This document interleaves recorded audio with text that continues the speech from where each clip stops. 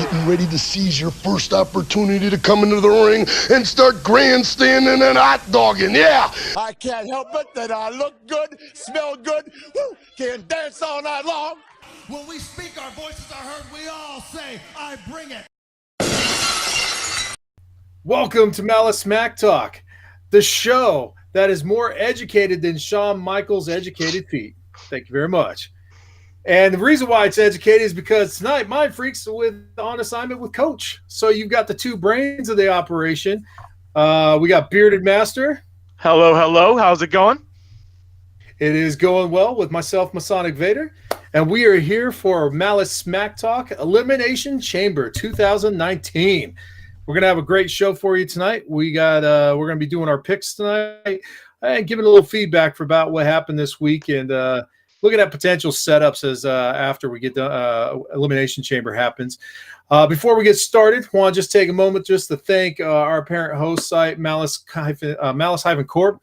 They are the reason why we are here. We thank you very much for allowing us to do this on a weekly basis. Definitely check out the main site. There's plenty of different podcasts to go, just not only Smack Talk, but you have the main cast, which is every Friday night on Twitch at 8 p.m. Pacific Standard Time.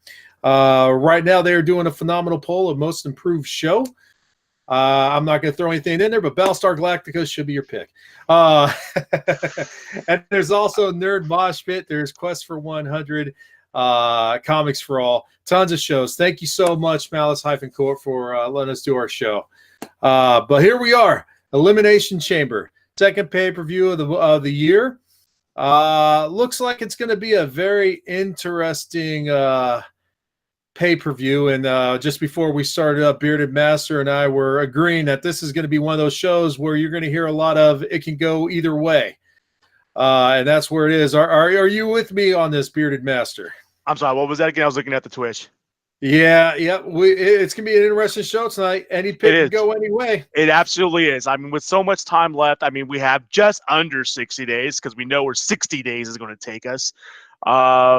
Anything can happen. There's so many matches going on so there's 7 matches on the card, 6 of them being championship matches.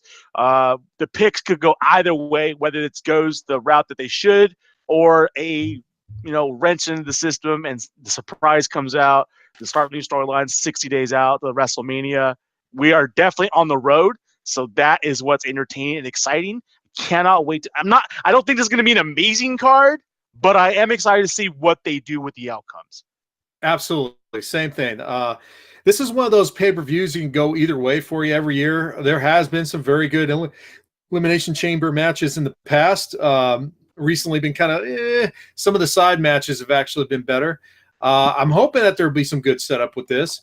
Before we jump into our picks, so I think what we should do is maybe just talk about a couple things to start off with. First of all, at least we had a month, but unfortunately we lost another Hall of Famer just the last couple of days. Hall of Famer Pedro Morales, the first Triple Crown winner in the WWE, first one to win all individual titles with him and stuff, passed away at the age, I believe, 76. Is that correct, sir? Yes, sir. I believe it was. Now, do you recall seeing any Pedro Morales matches at all, or is it just me? Yeah, it's just you. I mean, the only thing I know is just from clips I've seen over time, but nothing worth I sat down and watched the matches. I mean, he was like WWF, not really. So he was like, NWA stuff, and I just saw clips and stuff like that. I never really watched him. That was obviously before my time, and I grew up in the '90s, so most of my wrestling's in the '90s, and that's kind of where I started, and some '80s stuff before. Yeah, I got to see his career at the getting to the tail end of it with the WWE, and he was a fun wrestler to watch. He wasn't main carding, if you want to call it that, but he was always working hard. His matches were really good quality. He was definitely a fan favorite from the time when I watched him. I did not get to see some of his championship run, but I do remember him having a lot of good matches and some of them tagging up with back then Tito Santana. Oh my gosh, yeah, man! Wow, Tito Santana. Just so we're clear, that's like the 5th tongue twister you messed up in the last, I don't know how long we've been going. 10 minutes. I'm trying to make up for what Mindfreak would be doing at this point, I guess, huh? Well, then you're messing up even further because you should be like, I agree, Bearded Master. Yes, let's move on. But yeah, he was a great wrestler to watch. Did it for at least 20 plus years, and it's sad once again to see another Hall of Famer going away. But hats off to you if we had him on, Pedro. Blessings on your travels. But then second news, and it doesn't come as a shock, I don't think, the Bearded Master and I, and even Mindfreak, to be perfectly frank. WWE has found a way to just piss everybody off. Yeah, piss everyone off, destroy the WrestleMania main event. The whole storyline right now going with Becky Lynch being suspended for 60 days, which, as Vince McMahon said this week, would be, 5 days after WrestleMania? 5 times. 5 times. And, of course, guess who gets the title match? Good old Charlotte Flair. Good times. I have to say, I think Mindfreak even might have said that back in, I don't know, December, that they would do something stupid like this. I'm all for Charlotte, but man, I'm just tired of seeing her in the championship matches, especially because they were doing such a good job of pushing Becky Lynch versus Ronda Rousey. Well, here's the thing that's irritating about it. If everyone knows my thoughts on Charlotte, if you've been listening to our show for the last 10 months, you would know what my thoughts are. I'm not the biggest fan of her as a character, but I definitely respect the talent. I think she is the absolute best wrestler on the product, in the product, and on the card or on the roster. If she would have legitimately earned her right into this match, as dissatisfied and unhappy about it as I would have been, I could respect it and understand it. We didn't get that. We got a very entitled, I want who I want in this match, and I'm putting Charlotte Flair in there. You know, we've been getting this whole, we're going to give the fans more of what we want. We're not going to do the same old thing. We're not going to do the authority. We're not going to do what McMahons are known to do. But you just did what you're known to do. 3 weeks in a row, actually, you've been doing. I mean, given this week, Hunter and Stephanie apologized for their mistakes, which is odd, but they did. Obviously, as set up for the finale. But if Vince just said, you know what, you have lost your opportunity. This is why I'm removing you from it. You either got to earn it back or you're done. I'm going to insert somebody, the runner-up. If he would have had the runner-up for the Royal Rumble, Charlotte Flair. I can understand what they were doing in there, but that's not what we got. We got you're not in. I don't accept it. I don't want you there. We need Charlotte Flair because that's my girl. I'm going to bring her up. And then the fact that, hey, Ronda, this is your new Raw Women's Champion. Okay, so why is Vince all of a sudden giving his seal of approval or his stamp of approval and his validation to somebody when she did nothing to earn that position? I've been an advocate for. I love seeing Benny Mac on TV. Not this week, not at all. It irritated me. The fact, and then she comes out on Tuesday and does her promo, and it was absolutely ridiculous and annoying and obnoxious and infuriating. There's only two things I could think of here. One, this is completely Rock and Austin. We have Austin as Becky Lynch, and we just got the chosen one, the great one, Rocky Maivia, come in, and now he's the corporate champ. That's exactly what we got. And, dude, I'm just not happy about it. Not one bit. Here's the thing, though. I'm going to say this.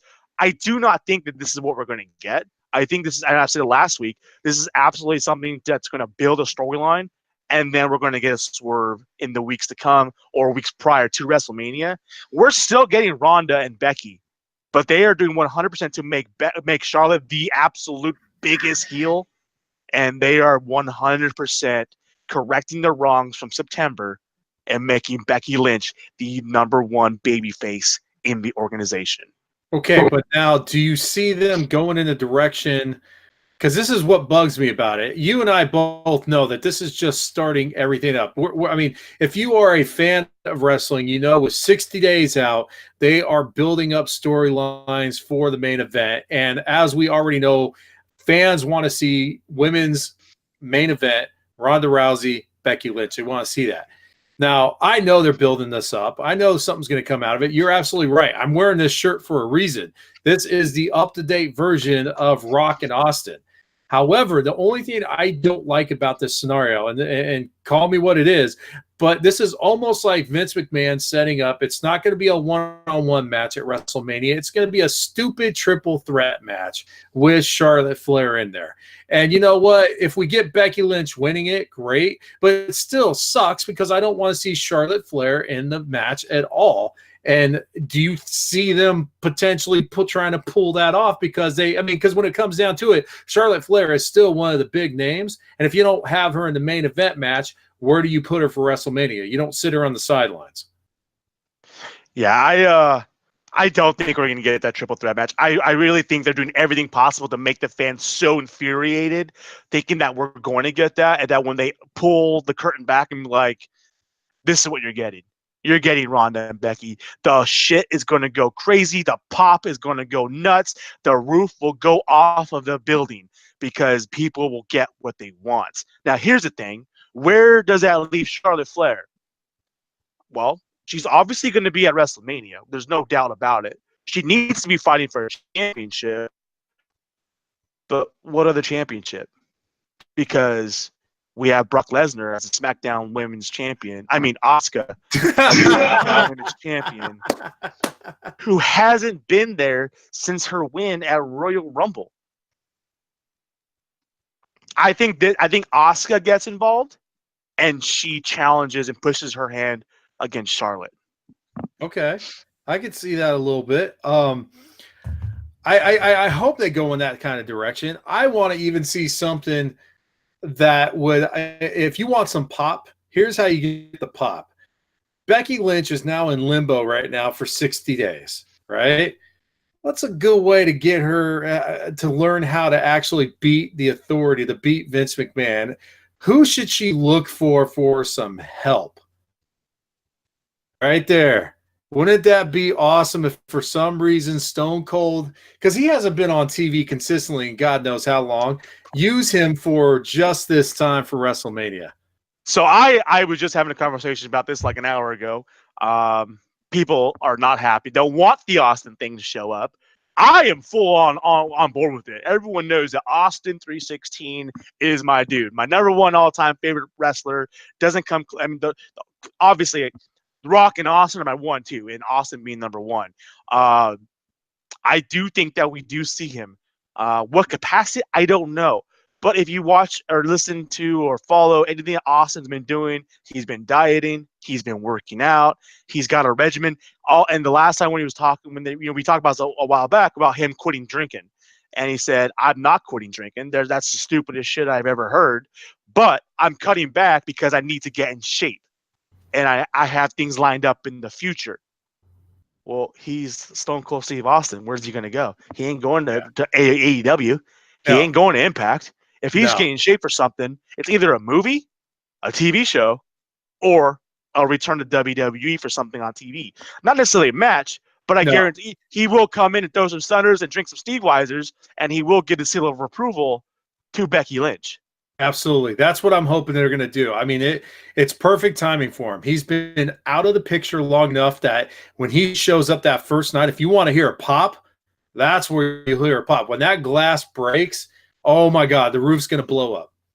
The roof is going to blow up. So I'm hoping, I'm crossing my fingers, I'm praying that Stone Cold saves the day and gets this Austin Stone Cold rivalry going just a little bit longer, because you watch Monday Night Wars on the channel, and you see that time when they had the whole Austin McMahon thing. Oh man, that was the best. That was the best of the times. Now, the one thing I will say against all that is, as much as I would love that, as much as I love seeing Austin on TV, and I obviously miss seeing him on TV, I think he's a dude that retired far too early. At the same time, I don't want them to continue this story with Becky as the Austin or Charlotte as Rocky Maivia or whatever it might be, because it's like, let these stars be their stars. You've said multiple times how they need to quit bringing back the legends. They need to quit bringing back these other older people just to get people or just to have those matches and just to take the spotlight.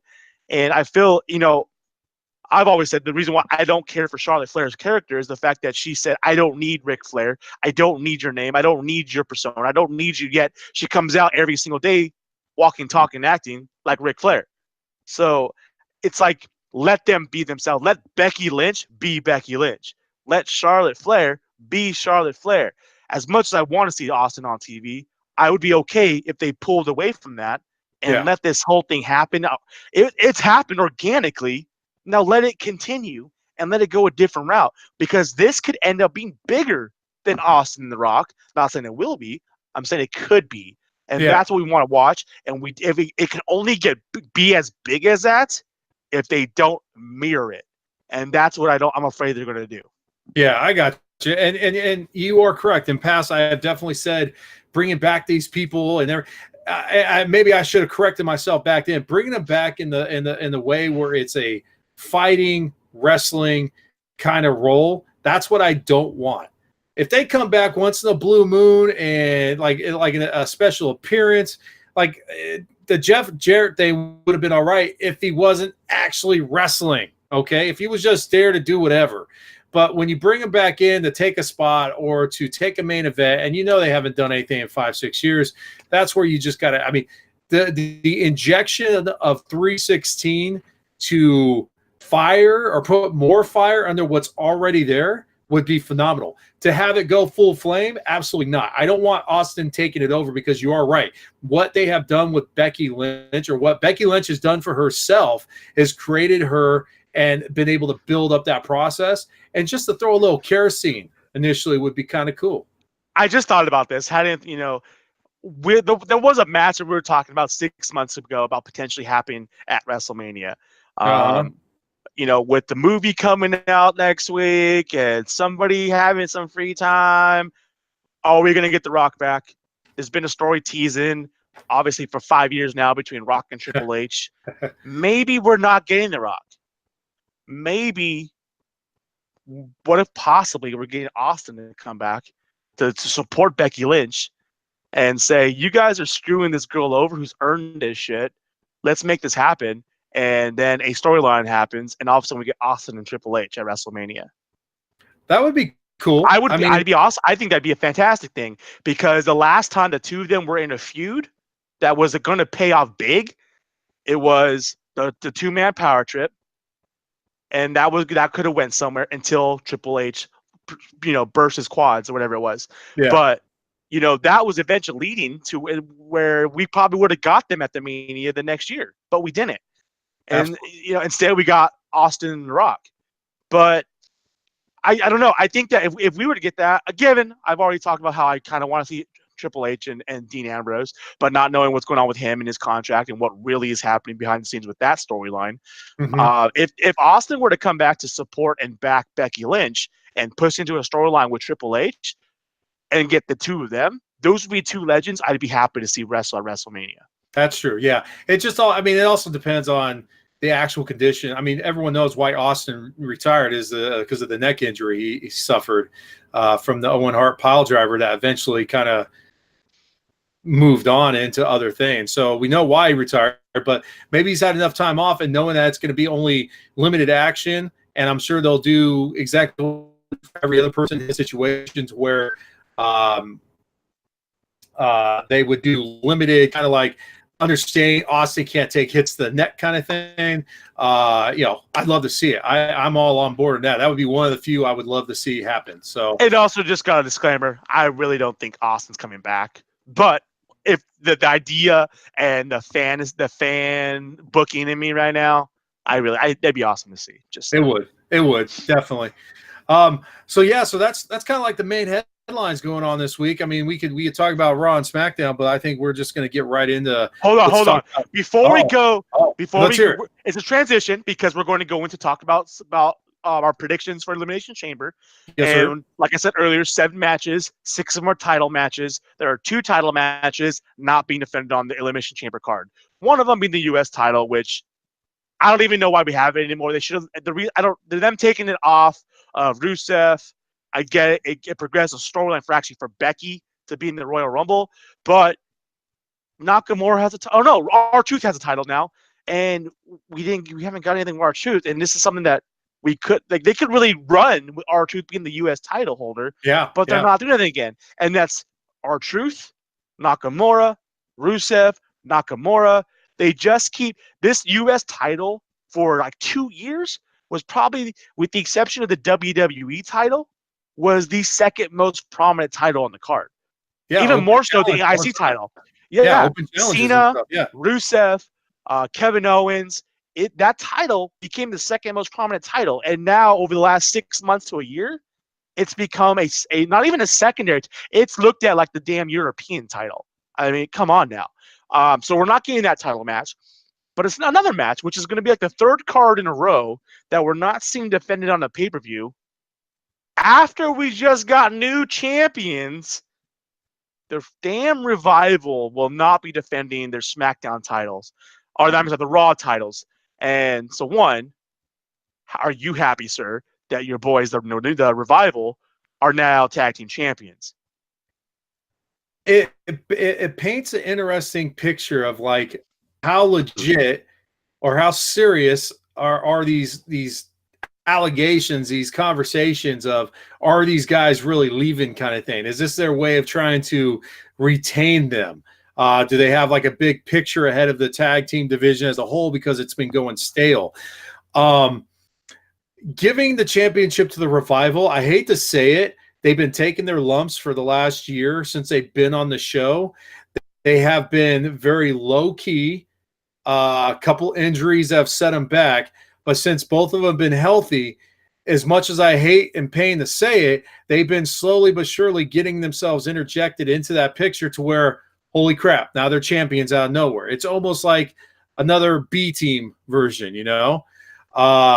Am I happy about it? I'm just happy the fact that they're trying to bring life into the tag team division right now. They're giving another tag team an opportunity, because ultimately when it comes down to it, there's not many there. We're doing this carousel we keep talking about, the Bar, the Usos, the New Day. You're really not talking about any other tag teams. So to throw another one into the mix to see if they can kind of get some pull on it to maybe spice it up, there you go. I got to give them the credit. They've stuck it out. I think they have worked for it. I don't know how long they'll keep it for. Like I said, I think this is like SmackDown's B team version of the championship. I know exactly how long they're going to keep it for. And I want Vince to send me my check because they're going to keep it till WrestleMania. And you want to know who they're going to lose it to at WrestleMania? Who are they going to lose to at WrestleMania? We're going to see history happen at WrestleMania. Unification? No. We're going to see a 300-day or 300 match losing streak end. As Kurt Hawkins and Zack Ryder get their WrestleMania moment to keep them from going to AEW and win the Raw Tag Team Championships. Well, we will mark that down because I actually think that's a good call. I really do. I like the setup that they're doing with Hawkins and Ryder. They're both very good talent that they haven't utilized a lot of. If we don't, I've said it multiple times, and we go back to 5 months ago, when we first started talking about AEW and who needs to go to AEW to become the star he really can be, Mr. Woo, Zack Ryder. And absolutely. So they know he's a great talent, and if they don't do it right, they will definitely lose him come April. Absolutely. Or whenever his contract's up. I don't even know when his contract's up. I just know that April's, obviously AEW is going to be going big at that point. Yeah, absolutely. Yeah, we could go on another tangent with that right now, but let's jump into Elimination Chamber. You set up the card nicely, sir. Now, when you guys watch this, you guys know that we usually do our picks. We kind of talk a couple minutes about however much time we need. Now, obviously, we don't have Mindfreak here, but we do have his picks, and which means it's going to go faster than normal. Yes, and you're not going to feel like you're waiting for someone to say, "Hey, I agree with you, Bearded Master." He only has like he only picked like half the card the same as me. So, you know. Yeah, and oh man, to be honest with you, it kind of sucks we don't have them because, like we said at the beginning, this is a pay-per-view that you think you know where it is, and it's almost like Roddy Piper, man. You think you might know the answers, and then they change the questions. And this is going to be that type of pay-per-view because there's been already too many shakeups before going into it. So let's dive into it. I don't know. I don't have any particular order. Well, like I said, we got 7 matches, 6 of them are titles. Yeah. We do have one of those titles as a pre-show car, our match. But I say we bump that up to the main talk and we get the non-title match out of the way real quick, and then we can progress in that way. Yeah. So the non-titles, the DQ match, no DQ correct. match. That would be Braun Strowman versus Baron Corbin. It's easy to say. Whatever. Braun Strowman's going to win because Kurt Angle's going to help him win the match at the end. It's going to go where Braun's getting his ass kicked for minutes on end, has the entire, whether it be Drew McIntyre, Corbin, or whoever else is going to be there. And we're going to end up getting Kurt Angle out there to angle slam, Baron Corbin into it through a table or an announcer's table, whatever it might be. Nah, you actually know that's not going to happen. That's too early in the card for that to happen. But no, I think we're getting Angle out there, angle slam. Braun Strowman comes in, does his body slam. I don't even want to call it by its name because it's just a body slam. Yeah. And win the match. And I hope that this ends this feud with Corbin and Strowman because absolutely asinine they're continuing it. Unfortunately, and this is the part that's like, damn, dude. Everyone wants Braun Strowman to win. And because of the new no DQ factor, I see where you're going with Kurt Angle. But at the same time, you've got the flip side. You'll have the other guys coming out. Who's to say Lashley and freaking Leo Rush will come out in the whole thing? It just depends on where their match is and everything. Well, it's not. I don't think we see Lashley the fact that he's got an IC title match. But then again, maybe we do, and that comes into effect as what's going to happen in the IC match. Never know. Exactly. That's why it's like it's one of the. This is the craziest ass pay-per-view of picking. There's no like, oh yeah, that's definitive because it's this, and this. It's not. I am gonna go with Braun Strowman as well, and it's just because I think they need to start setting him up for the big push, whatever it's gonna be. So his WrestleMania moment. I don't think it's going to be a title match, but it's going to be something. I don't know what they're going to do with them, but they got to start pushing them. They either got to start pushing them or they're going to lose the guy. So, I mean, they got to do something. So I think I'm going to go with Braun as well on that, just for the simple fact they need that push for him. So, well, there you go. First pick out of the way, guys, boys and girls. And that's and Derek, all three of us had Braun Strowman winning that match. Yeah. Mindfreak took Braun. So we got the notes. Yeah, of course he did, because he already knew what we were going to tell. So let's switch. Let's go. You know what? Let's go to the Intercontinental match. No. I say you want to do that over the cruiserweight title match? Okay. Well, come on. Cruiserweight match is probably going to be better anyways. But no, it's not. It's not. You don't think so? You think the Lashley Leo thing just bugs me? Leo being in there does bug me, but it's Finn Balor. It's Finn Balor. He's already put his pick. Finn Balor's my boy. I love that guy. That guy deserves the title. No, it doesn't matter. We already are talking about it, so let's just keep going with the IC title. Finn Balor is finally getting his belt for the first time in 2 years. Yeah. Well deserved. He absolutely needs his belt. I think this frees up Lashley for whatever crap we have him going on with. I think Balor gets his belt. I think he's done so much for so long to get nothing. Yeah. Here we go again. We're talking about someone who they have done wrong that they need to do something for before they lose this guy.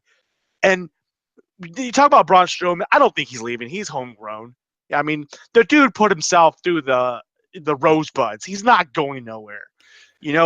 But Balor has personal ties and connections to AEW.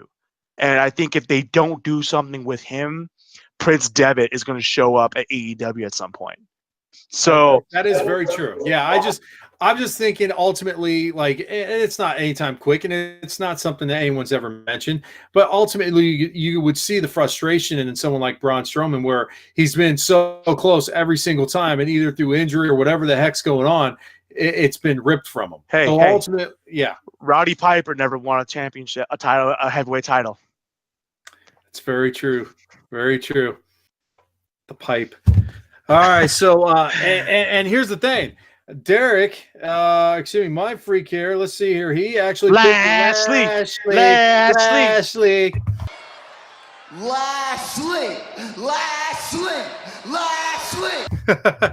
We did not practice that. Yep. My boy Lashley. Oh man. So all right. So we're down with 2 already, guys. Man, we are cruising, dude. Who do you got? Who do you got? You didn't say cruiserweight. Cruiserweight. Who do you have for the IC title? Oh, my bad. I picked Finn. Okay, just so you know. I picked Finn. You're gonna leave that blank, and all of a sudden, Balor won. I picked Balor. Yeah, I was on the same boat. I was in the same boat as Mindfreak, and I picked Lashley this time. Well, watch the tape again. All of a sudden, you watch it here. Yeah, I picked Balor. Some weird voice. I got that written down. We're not going to forget that one. Yeah, no, I've got it circled. Actually, it's right. It was there, right there. See, look, upside down, right there. Okay, yeah. Look at you. So, all right, so let's cruise on over to the cruiserweight title. We have, let's see, we got Buddy Murphy and Akira Tozawa for the third time. This half of the year. It's going to be an entertaining match. This is where you start seeing what is WWE going to be truly doing with the 205 show. So last week they transferred Drew Gulak to actually NXT. So that's one of the big guys that was up there. He was always pushing that 205, if you want to call it. Buddy Murphy's the other guy. There's only 2 other guys that really are kind of like, if you want to call it, the guys who have to kind of diet the day before weigh-in kind of guys. And that's Buddy Murphy and Cedric Alexander. And everyone knows, if you watch NXT, Cedric Alexander lost 20 pounds to be in 205.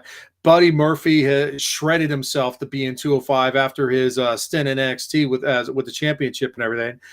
It's one of those things. Do you think that they let Buddy Murphy keep going as champ because he's making a good name for himself? Or, hey, we're about to take 205 and actually make it 205 people. We got to get Buddy Murphy and Cedric Alexander in the main rosters, or push them over to NXT like they did with Drew Gulak, because they're about to convert that show into hopefully 2 hours or something.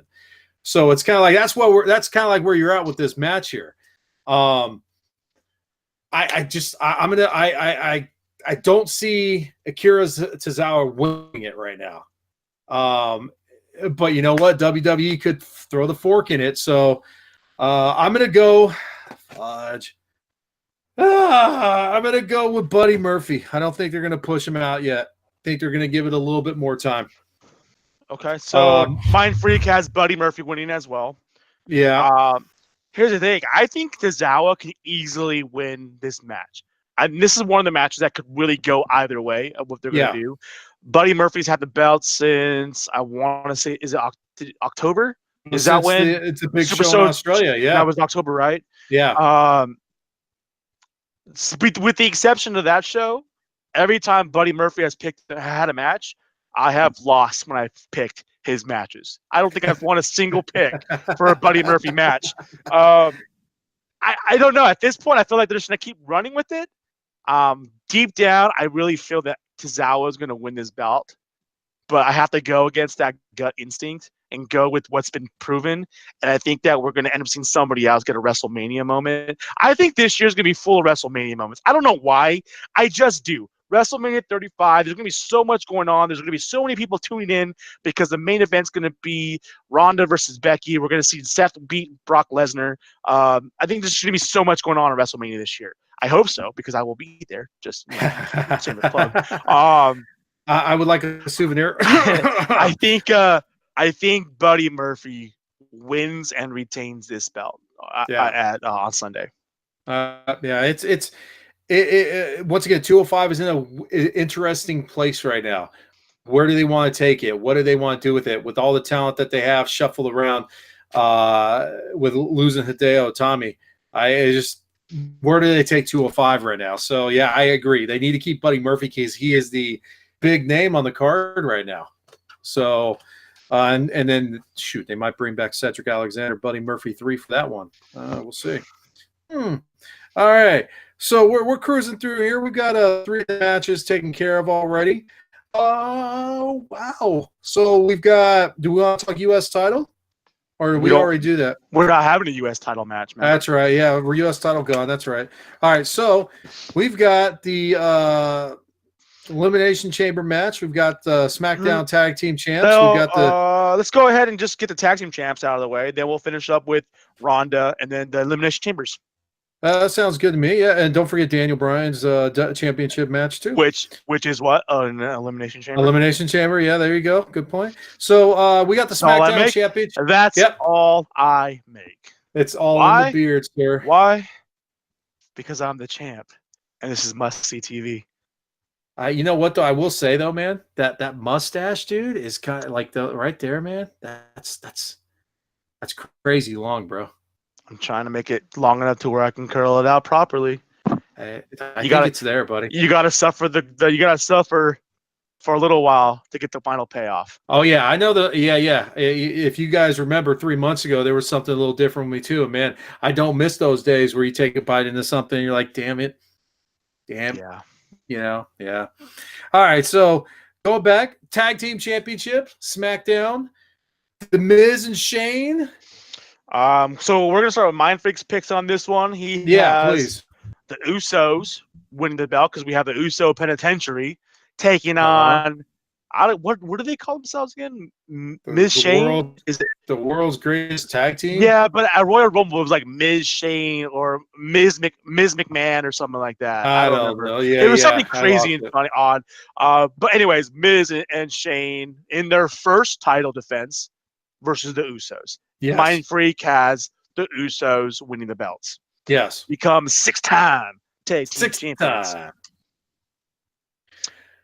Yeah. So it's once again, it's one of those picks, man. And now everything says that we've talked about, it would go against norm that they quick flip the championship.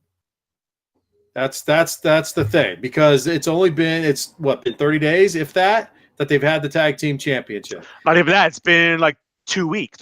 Yeah. So yeah, it hasn't been that long. So to have a quick flip. It's been, by the time Sunday comes, will be 3 weeks. Yeah. So you've got this. You've got the Miz and Shane, and then you have the Usos. Usos deserve the championship. They've been the workhorses of the tag team division on that side. Their freaking Uso Penitentiary, I think, is one of the best of the tag teams. They are the absolute best tag team in WWE for the last 5 years. Absolutely, there's no question. So then, my only concern would be I would give it to the Usos, but there's been no signs of cracks or anything with Shane and Miz. Say, oh yeah, Shane's going to do this because of this, or Miz is going to do it because of this, and this. We don't even have a setup for anything Miz or Daniel Bryan related. I mean, they've successfully cut that cord for the time being. So, do you go against practical thinking and say, well, the Miz and Shane are going to keep, or Miz and Shane are going to keep it because they've only had for a couple weeks, or you give it to the deserving people? I have to go with my gut on this. I'm going to say that they're going to keep it in Miz and Shane's hands. I don't want it to be in Miz and Shane's hands, and it's not that I don't enjoy it. But I do think that the Usos really do deserve this championship. But they've got so much going on with Miz and Shane, and because they are doing this whole McMahon taking over the thing, it makes no sense to pull Shane McMahon from the title just yet, because they're trying to do whatever they're doing. So I have to give it to Miz and Shane because I don't see them spinning it that quick. See, that was the same thing I was thinking for like the last 2 hours. No, here's the thing. Yeah, I agree with you 100%. That we haven't seen the crack across the base. We haven't seen, the mirror shatter. We haven't seen nothing happen to show any discord between the Miz and Shane. And I'll go back to I called what's going to happen. My thoughts are going to be for the Miz and Shane to lean towards Daniel Bryan. Like you said, they cut that cord already, separated, because this is going to be the feud that pushes us back into Daniel versus Miz. Of course, obviously probably means I'm giving away some of my picks for later, but I think that we're going to see eventually the Miz and Shane lose, and it's going to cause a rift between the two of them that we're going to get at WrestleMania. I think being that we're by that time about 52 days out from WrestleMania, I think it's a little too far and too much time to try to push a feud in there to drag it out. I think we absolutely, as much as I would love to see the Usos win the belts again, I think the Usos will have the belts eventually. I'm Fastlane. Here we come. To be honest, we may not even see that Fastlane. We may get them as the champions out on a SmackDown. Absolutely. Who knows where this is going to go? But I think the Miz and Shane are going to win and retain, and then we will see that within the next 30 days something happen to get that storyline progressed. As much as I want to see the Usos win, I can't. I'm going with Miz and Shane at the moment. Yeah, I'm thinking that they're going to lose the titles somewhere in between. It's not going to be at a pay-per-view. It's going to be on a regular show. If it was smart, it would be a regular show, because that would make it even worse, the fact that they lost it at not so much a house show, but on a TV show, and not on a pay-per-view. Yep. So I think that, if something happens and like one of them costs a match, obviously Shane causes Miz of the match. I think it has more effect if it happens on a SmackDown Live. Yeah, absolutely. Yeah, you watch this show on a regular basis, you could definitely see where the wrestling IQ of our show is. We're just missing our color commentary, our funny relief guy. We're missing our Brian Saxton. Yes, Byron Saxton. Or is he Renee Young? I don't know. He's definitely not Corey. So before we kind of move into the main picks and everything, just want to take a second to once again thanks Malice Corp for the use of their time tonight. This is a great show, and it's a great channel. You guys, there's a lot of good stuff on that channel. Once again, check it out because there's so many different different podcasts going on. There's a lot of great articles on there. There's polls we do on every 2 weeks, which actually have consequences to the actual main show, which is Friday nights at 8 p.m. Pacific Standard Time. So on Twitch. So please check out Malice Corp. And then also something we just started up not too long ago too. You could actually follow the brands of Malice Corp, Malice Smack Talk, Malice Corp on Discord as well. So if you do have Discord, jump on there, check us out, look us up, Malice Corp and Malice Smack Talk. And you could definitely start joining in the chat as that as well. And of course, like now we're going live. Make sure you show up to our cast live Wednesday nights at 9:30 p.m. You could join in on the Twitch channel and join the live chat. This is where you want to join us and talk smack to us while we're talking smack to each other. In this situation, we're actually agreeing. So well, it's because Mindfreak's not here for us to shit on. But so we're about to hit the final 3 matches of the card. 2 being Elimination Chambers, 1 being Ronda Rousey. We've got 4 down, and just looking at these picks, you and I have agreed on all 4 of them. Yes, I have a feeling that 2 of the next 3 we will agree on. Mindfreak has agreed on all but 2, and I think and we agree with 2 of the next ones. So it's gonna be. I think hopefully he loses his 2 matches, and then it comes to a tie for us. Actually, I think for us, it's gonna come down to 1 match. And I'll tell you which match it will be when we get there. But this is interesting to see how this goes. So yes, the one show that Mindfreak isn't here to agree with what we're saying, we're actually the ones agreeing with each other. So what do you know? The tide has turned. I mentioned those educated feet at the beginning. We're just using our brains this time. You know what I'm saying? So I think we should leave. Do you want to leave the Elimination Chamber matches for the last 2? Yeah. Okay. So I guess then we go straight into the Raw Women's Championship, and which I believe is probably the easiest match to call in the entire card. Yes. I'm not a fan of Ruby Riott. Here's the thing. They have, over the last 3 matches that Ronda has had individually on pay-per-views, going back Royal Rumble, what was it? It wasn't TLC. Well, it was TLC. Yeah, TLC in December and Survivor Series. Each match, and even Christmas, Christmas, her match against Natalya. Each match has gotten progressively closer to Ronda losing. I don't know if you noticed this. Each match seems like she's getting a better and stronger opponent. She looks like she's more believable to get a loss, especially the last match against Sasha Banks. I think the takes a step back, because if they're expecting us to believe that Ruby Riott has anything that can compete or even match up to any of those other women, not even Ronda Rousey, then Vince is higher than a giraffe's ass, because it's ridiculous. There's nothing about Ruby Riott that makes me think she's believable to me. And that's what the crazy thing is. It might be that way to where she does win, and then we get Charlotte Flair versus Ruby Riott, which makes no sense to me. And then we still get Becky versus Ronda, which doesn't hold the same weight on it. Okay. But this is definitely a filler match to get the title defended. There's no way Ronda's losing this match. No. Yeah. Ronda wins it, and I'll put it right. If Ronda loses this match, I will give up an extra point. I'm gonna throw that down right now. That's how certain I am about this match.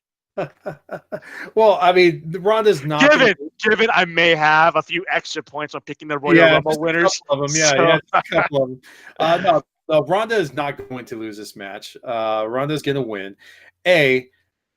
Come on, Ruby Riott out of nowhere? Come on, man, this is ridiculous. Yeah, like, where did that match even come from? Like, the fact that Ronda beat both Sarah and Liv in the same night, and then Also, Ruby took off. She ran to the back, and now she's getting a championship match the next week. Makes no sense. It makes almost as much sense as Charlotte Flair coming out with Vince McMahon and being inserted into the WrestleMania Championship. Oh, man. Here's the only scenario that I could see Ruby Riott winning. And it goes with one of the other matches that we're about to talk about. That there's somehow some interjection in the match, and she's able to pull off to win. Will it happen? No, because WWE's not that dumb. They're not going to pull the belt from Ronda Rousey against someone like Ruby Riott, and especially when we're 60 days away from WrestleMania, where you just built up Becky versus Ronda as the main event, and then you're just going to take away half the main event, and then you're going to have the other half lose the title. Hell no. So Ronda wins that, and I think he also, Mindfreak also picked Ronda. So we're all in agreement, and so is pretty much 99.9% of the WWE universe, because Vince does not have his head shoved up his ass. The only ones that don't think that's going to happen are the ones named Liv Morgan, Sarah Logan, and Ruby Riott. So we got that one out of the way. Now we got the two last match. I'm going to go men first, and here's the reason why I'm going to do it. Because that's fine with me, because the women's is the first time ever, and I'm okay with that. Freaking tag team champs ever. So let's go to the men's. We have, for the WWE Championship, Daniel Bryan, Jeff Hardy, AJ Styles, Randy Orton, Mustafa Ali. No. Mustafa Ali is no longer in the match. I missed that. Did you not watch SmackDown? Man, it's kid time, dude. Okay. So yesterday there was a gauntlet match for the men's Elimination Chamber, and before that started, it was announced very early in the show that we were going to hear why Mustafa Ali was not cleared for action. Mustafa Ali is currently on the shelf, I believe, with a concussion. Because of Samoa Joe. So, hey, thanks for screwing shit up, Joe. So Jackass. we had the New Day get inserted. Oh, that was Kofi Kingston. Kofi Kingston, the 62-minute man, who ran through Daniel Bryan and Jeff Hardy during this gauntlet match, is now taking the spot of Mustafa Ali to take on Samoa Joe, Randy Orton, Jeff Hardy, AJ Styles, and the new Daniel Bryan. Okay, so I saw Kofi Kingston interjected in there, but I didn't notice that Mustafa Ali was missing that. So, which to me, and I'm just going to throw this out there, man, that sucks because I enjoy watching that guy do work, man. And every time he's been able to go onto the main stage, onto a pay-per-view from his days back to NXT or from 205 and everything, man, that guy is a performer, and he has busted his ass to get up here, man. I mean, there was a point where I thought that guy was just going to fall off to the wayside like Ari Daivari, but no, man, that dude's pushed himself into borderline main roster, like top of the card, right? Like top card, absolutely, man. And it's because what he can do in the ring is incredible, and what he does to himself. Like, I've never seen a guy take so many shots to the freaking pole and just get like flipped around. I mean, that dude takes hits. So please get better soon. Well, what sucks about it is that he actually he did like a video taping for it and explaining, I've worked so hard to get here. I've done this. I'm not cleared. Like, he was the one that announced him not being there, standing down his jaw with snow coming down. It was like, man, that sucks. We've had how many times have we had to listen to somebody have to tell that they're not in a match or they have to retire because of an injury? That just sucks. Or they have to give up their belt. Now saying that, Kofi Kingston being the one to take his spot, I am 100% behind. I love Kofi. He's a former world champion. Now, if you look at this card or this match, everybody but Samoa Joe is a former world champion. Yeah. And that is fantastic. That may go to maybe why somebody picks Samoa Joe as his pick to win the elimination, Mindfreak. But he's going to stay as the lone non-title holder at this match. For me, as great as I would love to see any one of these guys, with the exception of Samoa Joe, win this title, I don't think you see Daniel Bryan lose his belt yet. I mean, you don't do the build up, you don't replace the belt, for somebody to lose it a week later. Yeah. You know what I mean? So yeah, no, that was my same thinking. It's like, dude, there is no way that Daniel Bryan loses this match for the simple fact that you just made this beautiful wood eco-friendly belt. I mean, it's not like they did that to Stone Cold when the Stone Cold belt came out, or the Spinner belt came out, or any other belt they made specifically for an individual wrestler. They don't lose it in a week. Daniel Bryan will not lose this match. Somehow, Big Man's going to interject himself into the match. Rowan. Yeah, and that's how he's going to pull off the win. But he is not going to lose the match. It is Daniel Bryan all the way. However, with the lineup that they have in here, once again, Kofi Kingston being in there versus Mustafa, I'm going to be very interested to watch this match because you've got two guys who have actually have Elimination Chamber experience in Randy Orton and Jeff Hardy. No, and AJ was in the match. Oh, that's right. AJ had last. Yeah. Okay, so you got three of them that have them. So the others don't. Samoa Joe in an Elimination Chamber match intrigues me, and I think I want to see what kind of carnage and damage that guy is going to do. How many of those chambers are going to get busted open because he's throwing somebody through it? How many?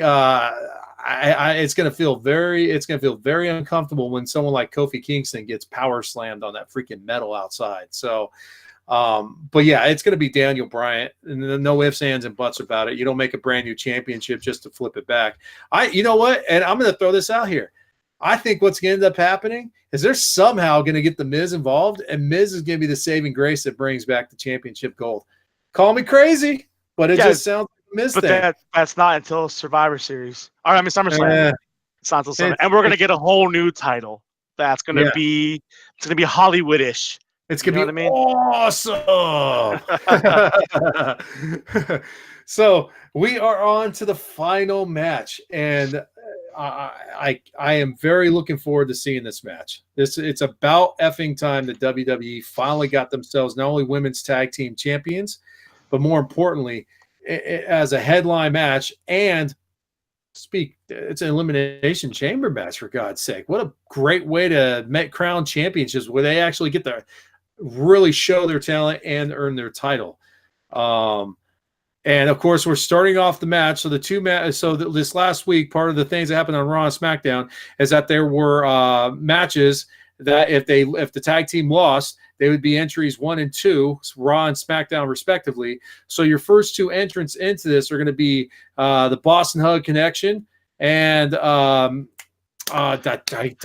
Fire and Desire. Thank you. Fire and Desire. That's what I was going to say Rose, but no, they have Fire and Desire.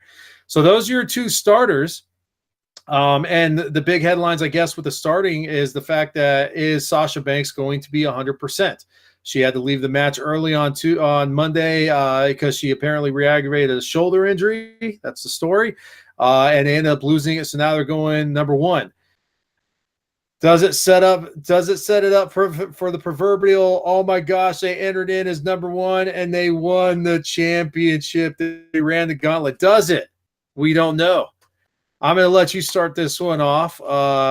Do we want to throw out Mindfreak's pick? No, we'll throw it out last. We'll throw it out last. All right, so why don't you start this one off? There's so much that can happen here. Obviously, everyone in this match, if you follow us, if you listen to us, you know that my girl's Mandy Rose. Anything that I love her.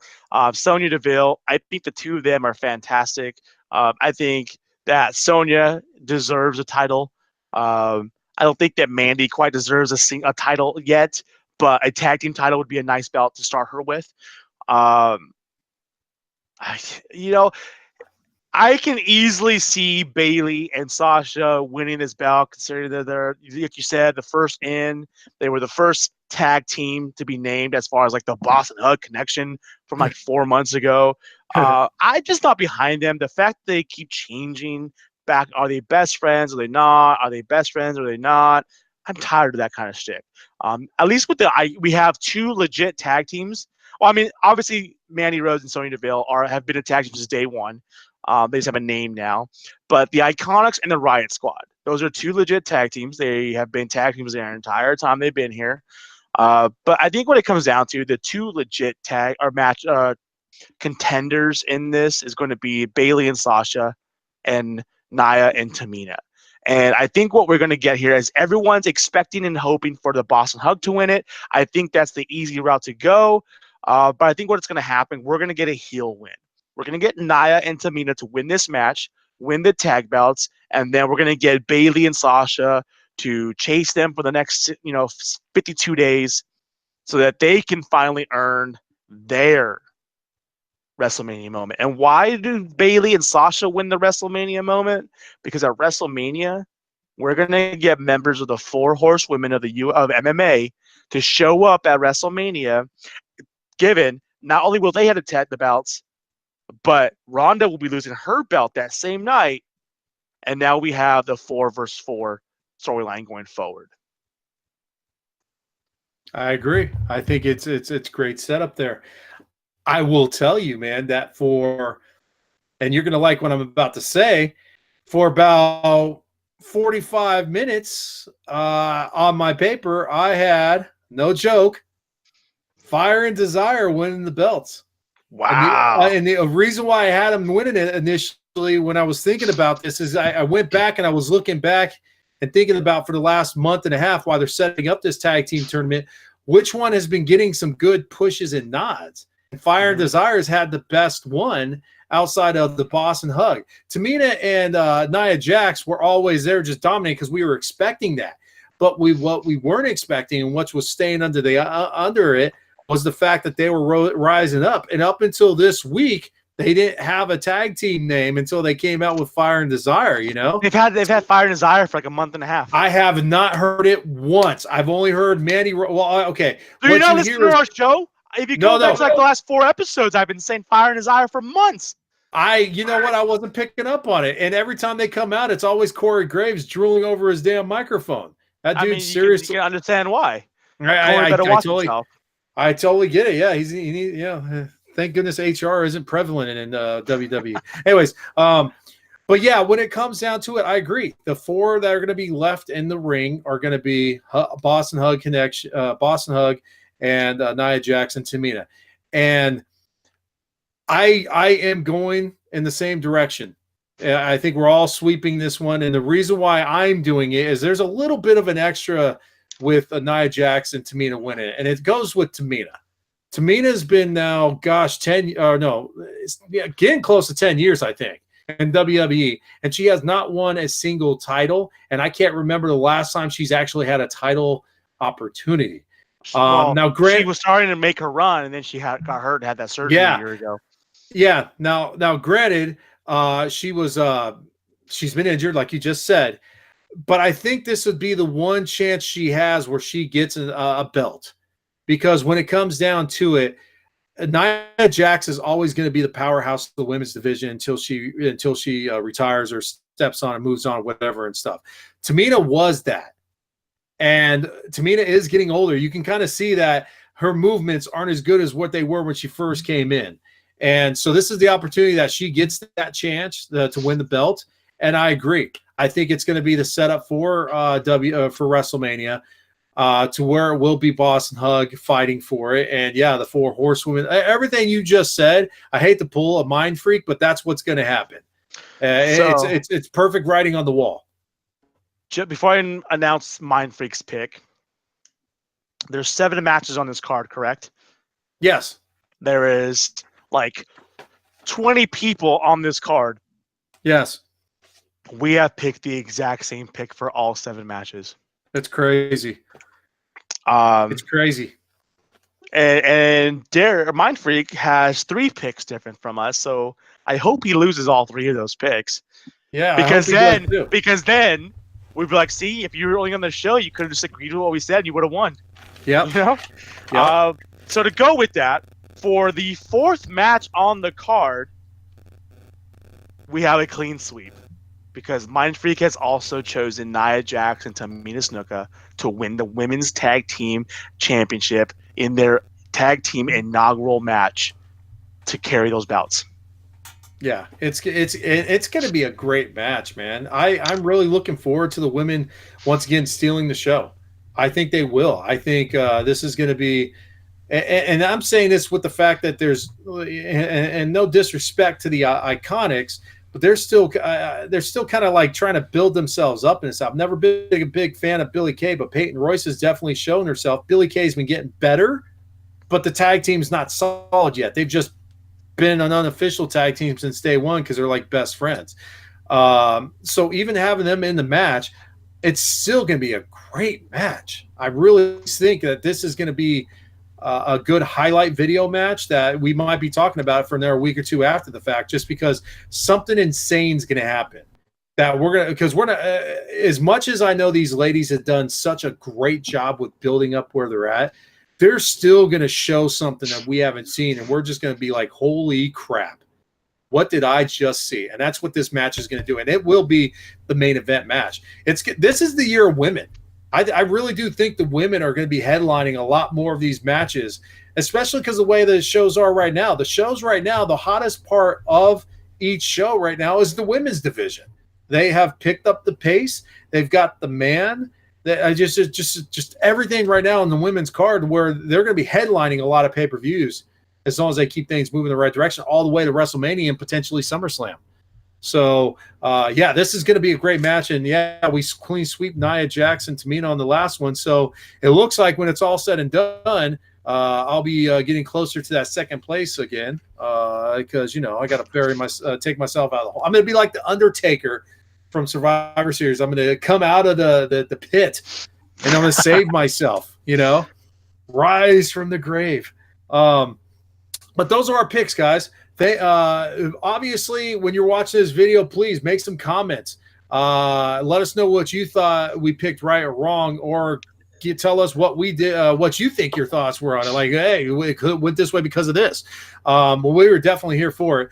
We will be back next week, same time. So we are making this consistent now, guys. Wednesday night, 9:30 p.m. Pacific Standard Time. Join us there every night. Every Wednesday night, barring any kind of catastrophic craziness going on or something. If anything, I'll be on there and I'll just run a one-man show and we'll lose all of our viewers. But still, we'll be here Wednesday nights, 9:30 p.m. every night, Pacific Standard. Next week we'll be recapping our picks, see what the total board for the year is so far, and probably welcome back Mindfreak from his coaching assignment, so we can keep razzing on him, because seriously, it's fun. It's really fun. Yeah. Mindfreak, or excuse me, you can follow Mindfreak if you watch in the corner right there. There's his main thing right there. He's also you can find him on Twitter at MindfreakMLG. Thank you. What his Twitter handle or his Twitch handle is, I don't remember. It's easy. Oh, my bad, bro. Is that producer coming in, saving the day here? No, I don't know what it is. No. I don't know what it is. Yeah, okay, yeah. So yeah, go watch the last episode. You'll get it at the end. Just watch the entire episode though. Don't just fast forward to the end. You can follow. Where can we follow you, Bearded Master? You can find me Instagram and Twitter, Bearded Master, as well as on Twitter at Boot to the Face. Boot the number 2 the face. Hit us up. Talk us wrestling. Let's get some more chatter out there. What's going to happen in Elimination Chamber? Yeah, and Masonic Vader 71 here. Masonic Vader on Twitch, on Twitter, excuse me. And of course, like I always like to mention, follow this show. This show is for the fans, and that's what we're here for. So please follow the show, like us on Twitch, and also don't forget, if you are a member of Amazon Prime, you do have a free subscription. Twitch is owned by it, and you get to do one free subscription to a podcast. Feel free to subscribe to Malice Corp, because that's. I'm gonna throw a hashtag out there. Since it's Elimination Chamber, if you're listening, if you're watching Elimination Chamber live, throw hashtag Elimination Chamber MST. I'll be looking at that hashtag, see if anyone's talking and hitting us up, tagging us in there, see what your thoughts and ideas are during the show. Absolutely, the good call on that hashtag Elimination Chamber MST. Nice. I'll be watching that as well. Guys, thank you so much for showing up tonight. We really appreciate you. We had a lot of fun. We will see you next week. And of course, like how we always end the show, and we're still on the budget, we always get the 1, 2, 3. The 6 count. Yes. Yes. Good night, everyone. See you next week. Enjoy Elimination Chamber.